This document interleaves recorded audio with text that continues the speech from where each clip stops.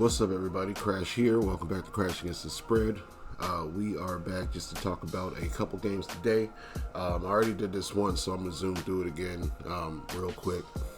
Sorry for that, but, games are starting in about an hour. So these are actually for the later games, 4 o'clock and 8 o'clock games tonight. I do have a 1 o'clock parlay. I'll go ahead and put that up on the screen real quick. I have the Bills and the Jets.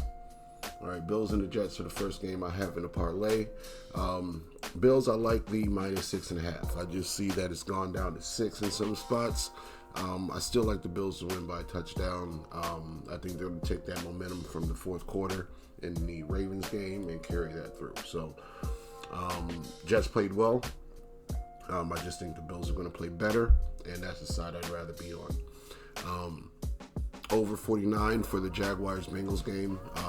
Not expecting the best defenses in this game, so I like an over with two great offenses, or two offenses with great weapons. Let's just say that. Ravens-Browns, this is the one that I was kind of wavering on. Ravens should win this game.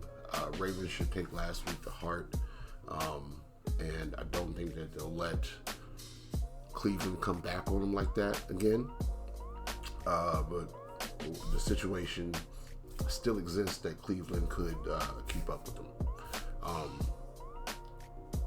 And also, if they're down like 17 and there's a garbage time touchdown, I'd rather have the points in my pocket than not. And now you can get 13.5. So this morning it was 11. People are still hammering Baltimore. So depending on how high that number goes, I might straight bet it. So that's my thoughts for Cleveland, Baltimore. Rams, Titans next up in my parlay. I like the Rams. I like the Rams -5.5. I think that they can cover this number against Tennessee in their defense, and we'll just see Cam Ward progress over the season. But we know that the team wasn't ready for Super Bowl contention just with the number one pick. So not sure how much I'll be on them. Not even sure how much I'll get to see him play this year. So I'll try to watch the highlights so I can stay up on him. But that's my thoughts on the Rams and Titans.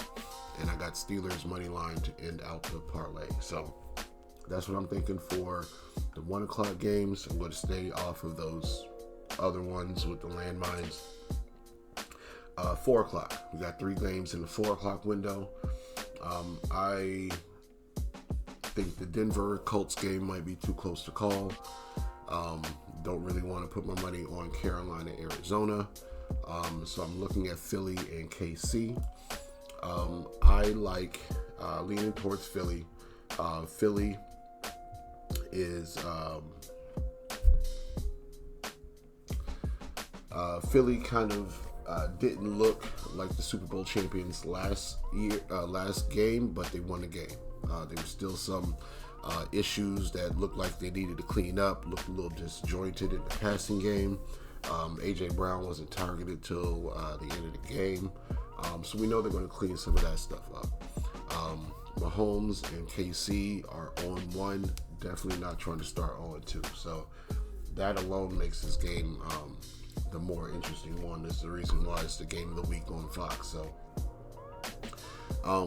for Philly, they have better trench play, dominate, which can neutralize KC's rush or pass rush and help them control the tempo. The Chiefs are having wider receiver issues.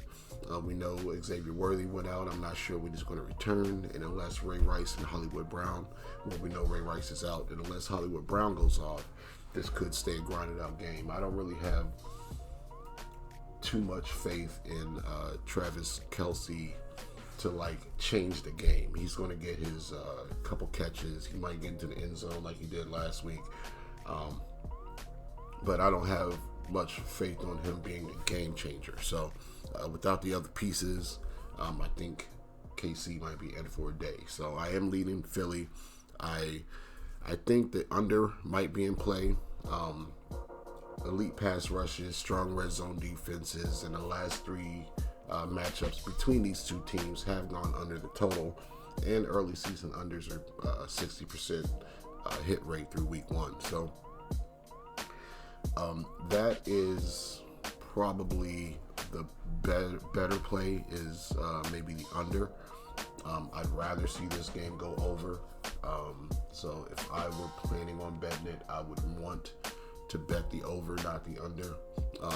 Because watching these two teams get to 21-24, having a under 46 in the fourth quarter is a stressful bet. So rather have it go over, just so I can watch it more with more enthusiasm and more fun instead of stress. But that's my thought on that one. Game 2, Falcons-Vikings, the late game. Atlanta took a loss week 1, but they didn't look bad. At least Bijan didn't look bad. Vikings escaped with the win, and we're looking at them at home in the Dome, where they score a bunch of points. So, pros for Atlanta, they have the ground game advantage. They can run on the Vikings front, shorten the game. Minnesota's secondary is still a liability, especially versus Penix in play action. Pros for Minnesota, Cousins and Jefferson indoors equals points, and the Atlanta defense just gave up 27 points to a team with worse wide receiver talent than Minnesota. So best play, I'm looking at the over. We got pretty much 2 rookie quarterbacks. I know Penix was in the lineup last year, but he didn't start till the end of the year. And JJ, same thing, hurt all year. First real season. So expect mistakes, but expect them to get their feet under them as well and start putting points on the board. So in a situation where it's a slow start and this number goes down to 41, 39, I might hammer that. So those are my thoughts for this game. I don't know who's going to win that game. I would almost expect Minnesota be able to pull out again, but I don't know if it'll be minus 3.5. So I'm going to stay off the spread for that one. I will lean over. So maybe a